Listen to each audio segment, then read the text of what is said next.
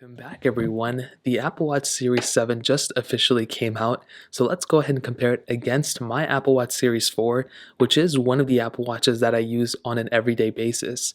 Now, starting off with the price tag, the Apple Watch Series 4 isn't being sold brand new anymore, so you can pick these things up for probably less than $200 in the used market. I think I got mine for like $180, and it was like a year ago, so you may be able to pick it up for a little bit cheaper. Now, with the Series 7, this thing is a little bit more pricier. So I had to spend, I think, over $400 to pick up this one, which is pretty crazy. That's including tax and everything like that. And this is the base model of it too. So if you want to pick up either one of these watches, I'll find the cheapest ones on Amazon.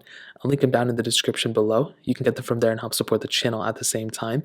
Now, side by side, you can see there is a little bit of a difference. So first of all, I have the biggest model of the Apple Watch Series 4 to my left, and I have the smallest model of the Apple Watch Series 7 on my right. So there is a little bit of a difference in terms of the sizes nowadays. So with the Apple Watch Series 4, we had two different models, a 40mm model and a 44mm model. And this specific model is the 44mm, is the biggest one they made, which I'm grateful for. This is a very solid watch. And although the display, this was the biggest differentiating factor from Apple releasing the original Apple Watch, because the displays went from 38 and 42mm to 40 and 44mm. So this one definitely looks a little bit better from its predecessor. And when you look at the Apple Watch Series 7, Apple went ahead and changed the dynamic again. So with these Apple Watches, we now have a little bit of a bigger display.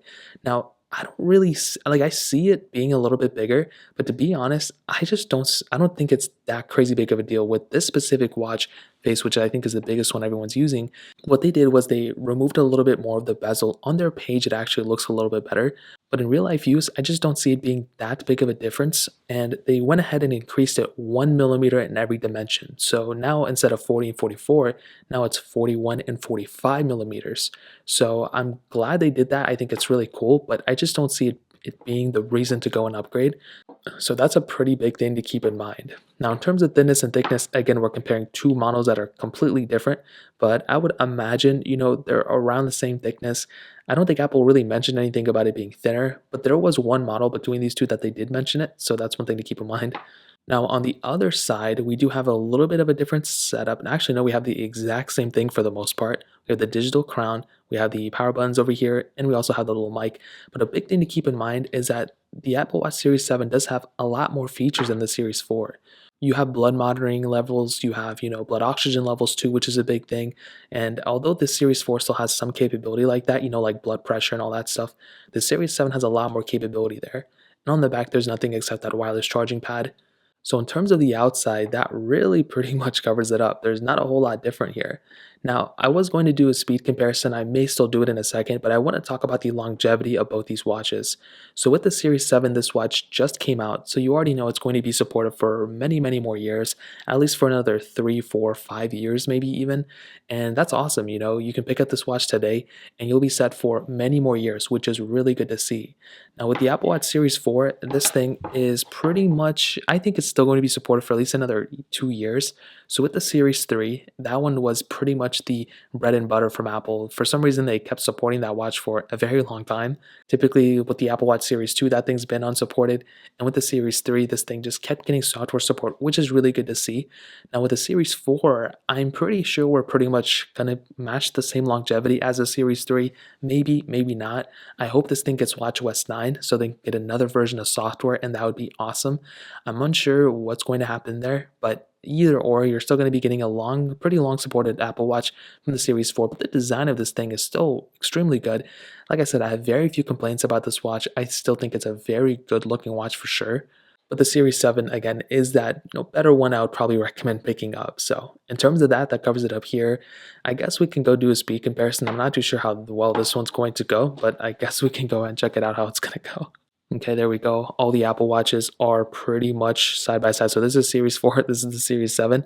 I'll go and click on the digital crown right here, and let's just jump into, we can try a couple applications that may be the same on both.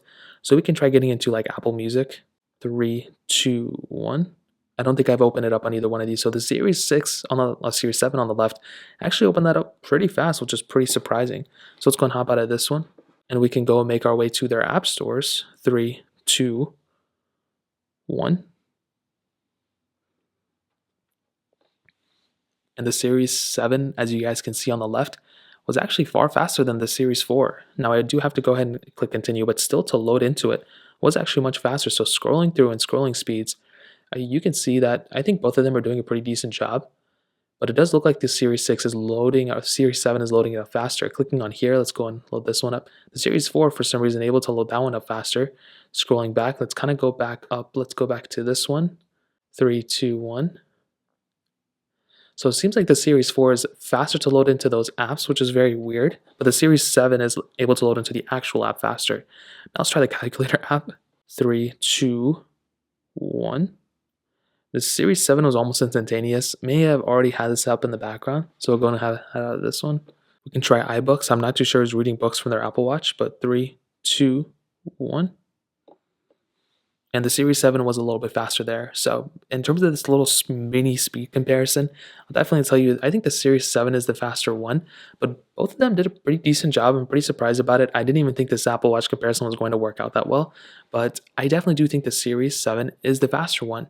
But the Series 4 really wasn't that much slower. I mean, like, if we're going to be honest, it was pretty much right behind it. And in some ways, it was actually faster, like when we were in that app store. So in terms of the speed comparison, that covers it up there. And to be honest, like in my personal case, if I had the Apple Watch Series 4, which I actually do, I don't think I would go and upgrade to a Series 7, and I will probably give it some thought, but I personally don't even think I will go and upgrade to a Series 7. I think these Apple Watches, to be honest, are pretty overpriced. I mean, I spent, like I mentioned, like $100 and something on this one like a year ago, and it still holds up extremely well.